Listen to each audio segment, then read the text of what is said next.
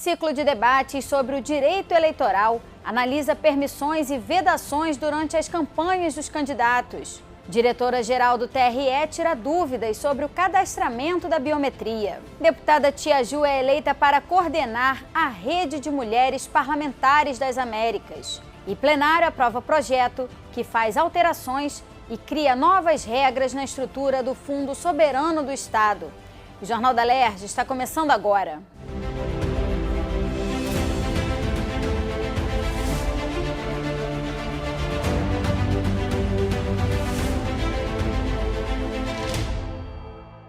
Boa noite. Foi encerrado nesta terça-feira o ciclo de debates sobre direito eleitoral promovido pela Procuradoria da Alerj em parceria com a Advocacia Geral da União. Representantes do Ministério Público, tribunais eleitorais e demais órgãos do poder público discutiram aspectos legais do processo eleitoral, em especial sobre as permissões e vedações aos agentes públicos.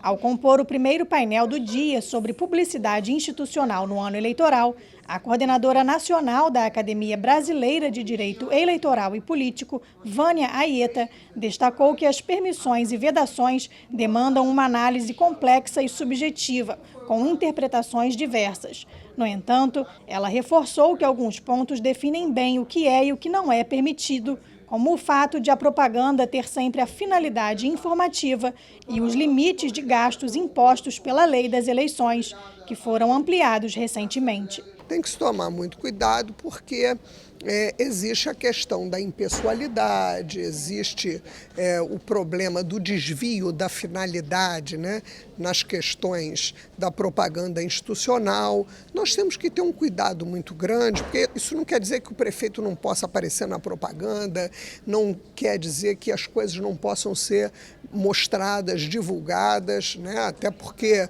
o princípio da publicidade, de certa forma, faz com que isso seja, de certa maneira, até uma obrigação do governante. Mas há modos e modos de que isso seja feito, né? Eu creio que as últimas alterações possibilitaram, né, de certa forma, até uma certa benesse para os municípios, caso eles queiram alargar essa questão da propaganda institucional. E aí gera, por parte também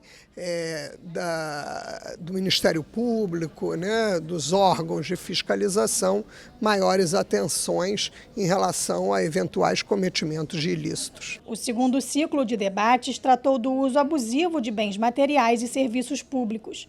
De acordo com o desembargador do Tribunal Regional Eleitoral do Rio de Janeiro, Fernando Cabral Filho, as condutas vedadas nesses casos não são tão objetivas. No entanto, o TSE já definiu algumas regras importantes, principalmente quanto à cessão de uso de bens e ao emprego de servidores de forma abusiva. São questões objetivas traçadas pelo artigo 73 da lei, mas, como nós vimos na exposição, nem tanto, porque é preciso que a Justiça Eleitoral avalie a potencialidade, não a potencialidade, mas no mínimo o potencial de lesividade dessas condutas. Não se pode interromper os serviços públicos, devem ser locais acessíveis não somente àqueles que estejam no exercício de mandato, mas a todos os outros candidatos e candidatas que estejam ali disputando pleito. E não há impedimento para que servidores e servidoras elas se engajem por assim desejarem na campanha de determinado candidato ou candidata. Porém, não se pode, durante o seu tempo de serviço, praticar atos de campanha e tampouco nos seus locais de realização de trabalho. O terceiro e o quarto painel dividiram a última mesa do dia, abordando liberdade de expressão e as condutas vedadas aos agentes públicos nas eleições. Segundo o ex-ministro do TSE, José Eduardo Alckmin, apesar de ser um direito fundamental, a liberdade de expressão não é um direito absoluto e é importante que os agentes públicos se atentem quanto à impessoalidade e às notícias mentirosas possivelmente compartilhadas. Claro que o direito de ter liberdade de expressão é quase que absoluta, mas quase, não absoluto. Então, quando envolve mentiras, envolve fake news, envolve fatos que sejam falsos e denigram a imagem do adversário, esses não são admitidos.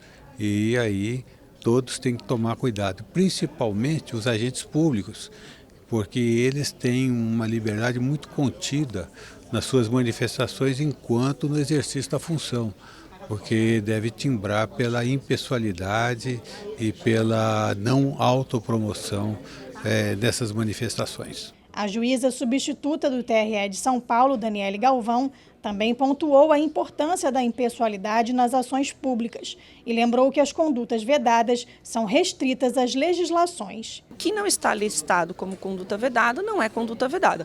Obviamente que pode se configurar improbidade administrativa, pode configurar algum ilícito criminal, mas as condutas que estão na legislação, elas são restritas. Então, aquelas ali são consideradas como condutas vedadas. E a dificuldade é quando nós falamos da Alerj como instituição fazer a divulgação dos feitos dos mandatários, é justamente obedecer os limites legais, a impessoalidade, a transparência, sem enaltecimento desses deputados, que eventualmente hoje pré-candidatos ou que eventualmente sejam candidatos, para que não haja um desequilíbrio no pleito, né, que se avizinha. O procurador-geral da Alerj fez um balanço positivo dos 2 dias de evento e ressaltou a importância de debates como esses dentro da Casa Legislativa para trazer mais conhecimento e aproximar cada vez mais o parlamento do direito eleitoral, fundamental aí para o exercício da democracia plena. Eu costumo dizer que esse evento ele quebra barreiras, quebra paradigmas por 2 motivos. Primeiro, porque a gente traz a justiça eleitoral aqui para dentro da casa, falando com muita proximidade ao seu público-alvo. O que eu digo? Aqueles que frequentam a Justiça Eleitoral, pedindo registro de candidatura, entrando vez ou outra com as ações. Então a gente aproxima 2 públicos de modo institucional para que todos os 2 públicos, aquele que recebe as normas e aquele que executa as normas, conheçam as posições que são tratadas naquele ambiente.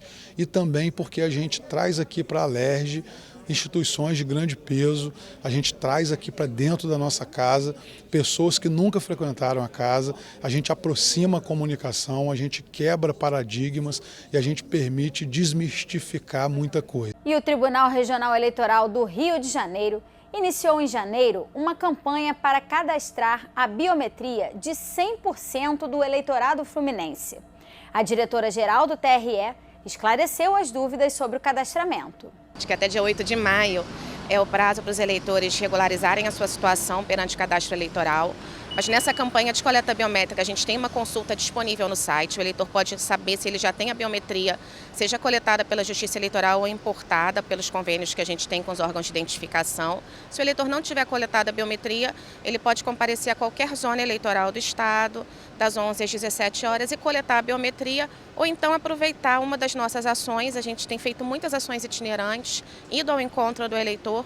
Então pode passar em qualquer ação dessas e ter a biometria coletada. Lembrando que ele não precisa coletar na zona eleitoral perto da casa dele, não. Está perto do trabalho, passou e viu uma ação, a gente coleta a biometria do estado inteiro ou em qualquer uma das nossas unidades de atendimento. A deputada Tia Ju está em Quebec, no Canadá, representando a Assembleia Legislativa do Rio de Janeiro na Confederação Parlamentar das Américas, a Copa 2024. A deputada foi eleita coordenadora da Rede de Mulheres Parlamentares das Américas. Olá pessoal, olha, saio daqui dessa reunião da Copa muito feliz.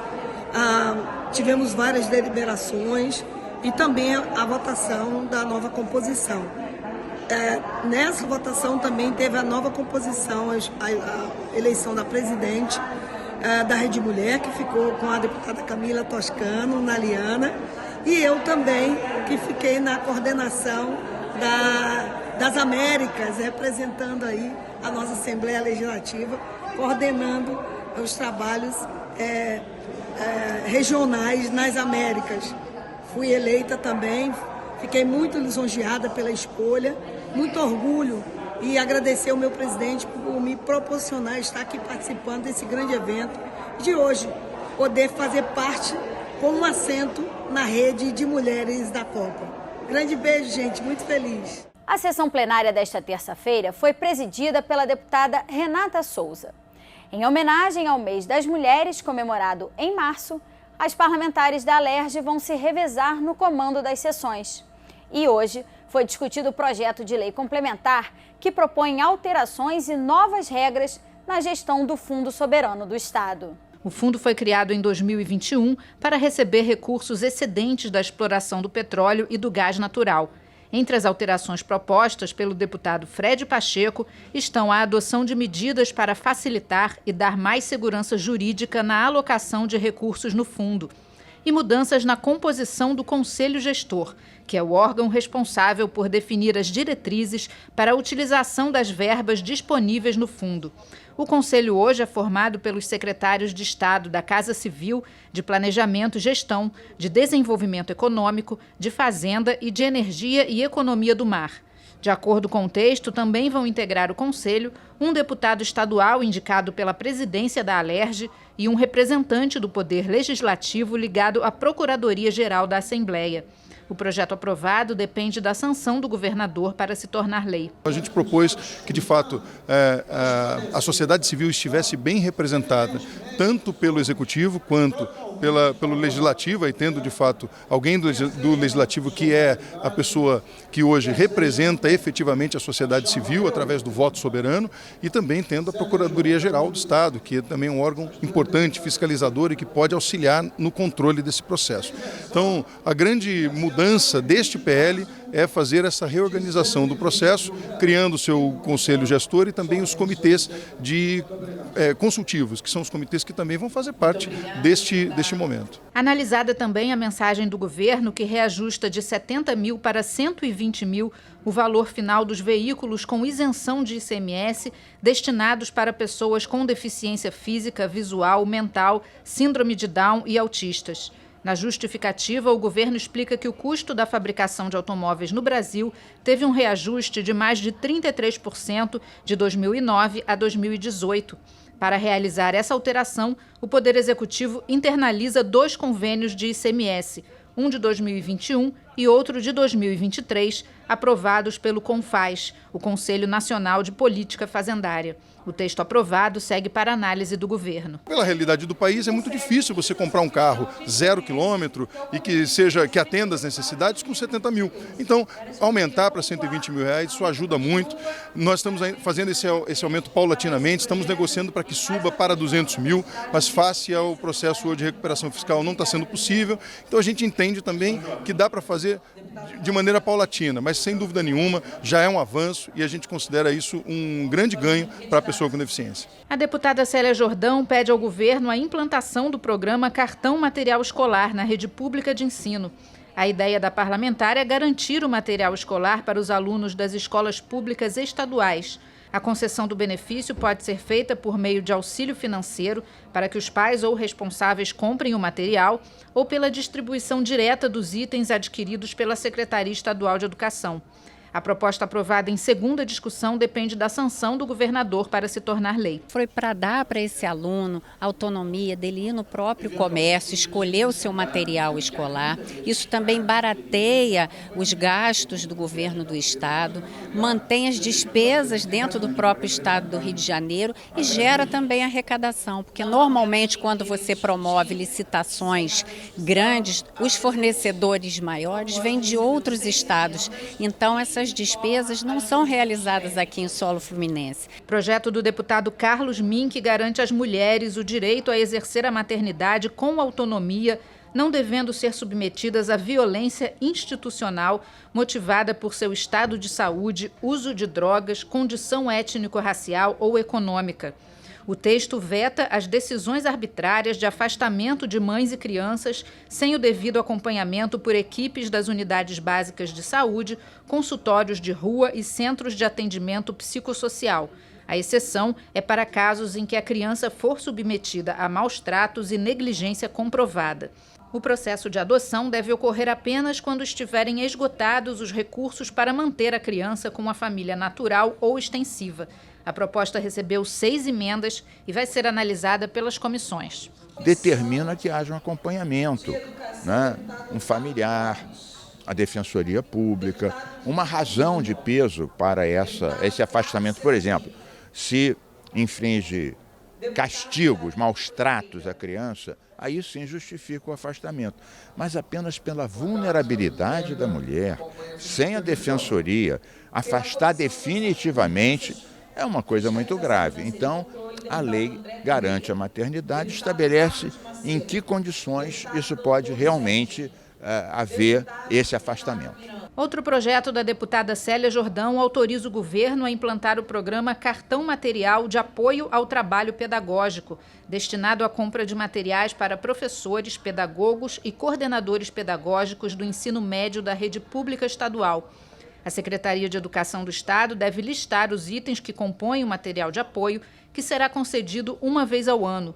O governo também pode optar por distribuir o material ou conceder um auxílio financeiro aos beneficiados. A proposta aprovada em primeira discussão ainda retorna ao plenário para mais uma votação. Quando você fornece um cartão, não é que é como um cartão de débito, para que ele compre numa rede credenciada o material que ele precisa e que ele ajuda, inclusive, a secretária a construir essa listagem, né? Ele possa diretamente nesse comércio credenciado adquirir esse material, isso facilita o seu trabalho, mantém, né, o mercado aquecido, o comércio aquecido e fica, não é, muito mais facilitado o seu dia a dia no desenvolvimento do ensino para a rede pública, não é? Eu acho que isso ajuda a todos, ajuda o comércio, gera emprego, gera arrecadação para o Estado. Então a ideia também é da mesma forma que o cartão material escolar e o cartão uniforme, que ainda vai entrar na pauta. O Rio de Janeiro pode ter uma campanha informativa e de conscientização sobre a importância dos métodos e das técnicas contraceptivas. A campanha deve ser destinada às unidades públicas de saúde, escolas da rede pública estadual e empresas contratadas pelo poder público. O projeto da deputada Tia Ju prevê a distribuição de material impresso nesses locais, além de divulgação nas páginas eletrônicas das secretarias estaduais. O texto garante ainda a oferta pelo SUS de diversos métodos contraceptivos. A proposta aprovada em segunda discussão segue para análise do governador. Foi discutido também o projeto que torna obrigatório o ensino de noções básicas da Lei Maria da Penha para turmas do ensino médio de escolas públicas e privadas do Estado do Rio. O projeto do deputado Márcio Canella foi aprovado em primeira discussão e ainda retorna ao plenário para mais uma votação. Profissionais da área de saúde, planos e seguradoras de saúde podem ser proibidos de exigir o consentimento de cônjuge ou companheiro para autorizar a realização de procedimentos contraceptivos. A regra vale para qualquer tipo de método, como colocação de DIU, o dispositivo intrauterino, implante contraceptivo, injeção anticoncepcional e outros. Quem descumprir a regra pode sofrer as sanções previstas no Código de Defesa do Consumidor. E as multas serão convertidas para o Fundo Estadual de Enfrentamento à Violência contra a Mulher. O projeto da deputada Franciane Mota foi aprovado e retorna a pauta para a segunda votação. Uma coisa que a gente sofre na pele, que a gente já está aqui, eu já sou deputada, já fui prefeita, nós estamos conquistando cada vez mais espaço, mas ainda não somos donas do nosso próprio corpo. Então isso é uma mudança que tem que acontecer o mais rápido possível. A deputada Renata Souza quer estabelecer diretrizes e princípios para a implementação de políticas públicas da economia do cuidado no Estado do Rio. A economia do cuidado é o trabalho realizado majoritariamente por mulheres de dedicação à sobrevivência, ao bem-estar e à educação das pessoas. O objetivo da proposta é que o poder público forneça instrumentos para reconhecer as múltiplas formas de trabalho, garanta direitos e a socialização das tarefas do cuidado. O projeto também autoriza o governo a criar o Plano Estadual de Políticas Públicas do Cuidado, que vai promover ações e medidas para um modelo solidário de gestão das tarefas do cuidado. O texto recebeu 9 emendas e retorna às comissões da Casa. Cria diretrizes para que o Estado possa fomentar um programa de economia do cuidado no Estado do Rio de Janeiro. Isso permite que as nossas mulheres também tenham seus trabalhos reconhecidos. Esses trabalhos que não são remunerados, que também sirvam para a compreensão geral das dificuldades que essas mulheres têm, seja com as duplas, triplas jornadas de trabalho, mas seja também pelo não reconhecimento do Estado de uma ação tão importante para a economia do cuidado. E no Giro de Notícias de hoje, Rio ganha novo centro integrado de controle móvel. Caravana itinerante Caminhos Criativos chega à Barra do Piraí. E uma campanha para garantir ovos de Páscoa para crianças de comunidades. Policiais militares do programa Segurança Presente na cidade de Campo dos Goitacazes, no norte fluminense, estão promovendo mais uma edição da campanha Páscoa Presente. Eles estão arrecadando chocolates, bombons e ovos de Páscoa para serem distribuídos a crianças em vulnerabilidade social do município. Para doar, basta entrar em contato com o programa Segurança Presente Campos diretamente no WhatsApp 22 99877 6797 ou entregar na base da unidade, na Rua Marechal Floriano, 174, no centro. A caravana itinerante Caminhos Criativos da Secretaria Estadual de Cultura e Economia Criativa chega nesta terça-feira à Barra do Piraí. O objetivo da caravana é preparar os artesãos fluminenses para a feira Rio Artes, que vai acontecer em abril no centro do Rio. Representantes das 10 regiões do estado serão escolhidos para compor a programação da 16ª edição da maior feira de artesanato da América Latina, que pela primeira vez terá participação internacional com a vinda de artesãos de Portugal.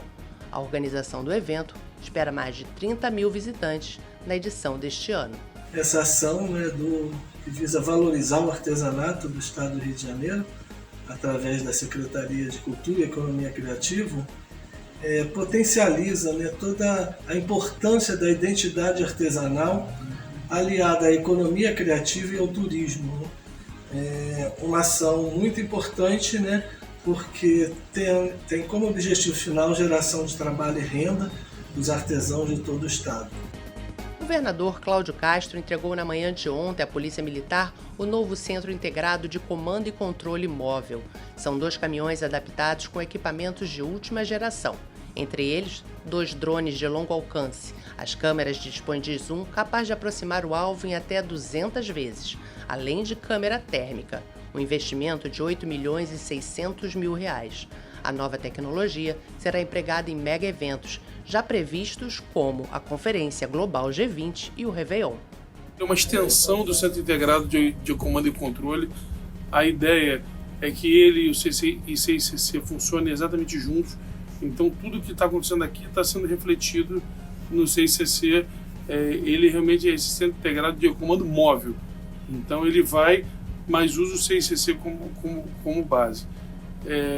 Isso vai ser fundamental para que a gente possa, com muita velocidade, garantir a segurança pública em grandes eventos, em situações complexas, fim de semana de praia lotado. Também, se houver necessidade, em operações onde a Polícia Militar queira fazer um monitoramento. Enfim, é mais um equipamento fundamental, hoje voltado para os grandes eventos, mas abre um leque de opções para a Polícia Militar, para todo o trabalho dela de segurança pública. Amanhã, as comissões de Saúde e Ciência e Tecnologia fazem uma audiência pública conjunta para discutir o combate à dengue no estado. A reunião acontece às 10h30 da manhã, no auditório do 18º andar da Alerj. 2 objetivos. O primeiro é que a Secretaria de Estado de Saúde apresente o cenário atual do enfrentamento da epidemia de dengue. E numa segunda parte a gente vai ter representantes de algumas instituições de pesquisa, como a Fiocruz, que vão apresentar novas tecnologias que estão surgindo para combater o mosquito e a doença propriamente dita. Como é que a Alerj, a função legislativa aqui, pode ajudar nessa prevenção? A gente chamou, como o deputado Tante falou, o presidente da Comissão da Saúde, representantes de várias entidades, entre elas a Fiocruz, porque vai mostrar exatamente o que a gente pode fazer em relação a isso. Aproveito para falar que o meu mandato protocolou uma indicação legislativa pedindo exatamente atenção ao governo do estado, aos municípios que estão no interior do estado, precisando de muito kit de hidratação para prevenção, que a gente precisa atuar exatamente nessa linha, para prevenir, para que o aumento dos casos dê uma freada ou pare de acontecer. O Jornal da Alerj fica por aqui. Você pode acompanhar a programação também em nosso site e pelas redes sociais. TV Alerj, o canal do povo. Uma boa noite para você e até amanhã.